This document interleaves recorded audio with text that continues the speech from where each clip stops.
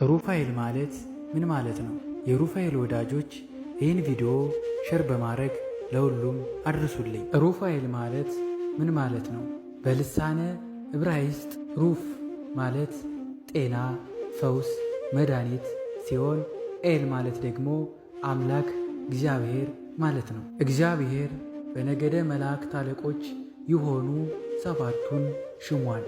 ቅዱስ ሩፋኤል ከሊቃነ ነገድ መላእክት ቅዱስ ሚካኤልን፣ ቅዱስ ገብርኤልን በመቀጠልም በማዕረግ ሦስተኛ ሆኖ የተሾመው ሊቀ መላእክቱ ነው።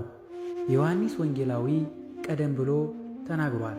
እንዲህም ይላል፣ እግዚአብሔር በነገደ መላእክት አለቆች የሆኑ ሰባቱን ሹሟል።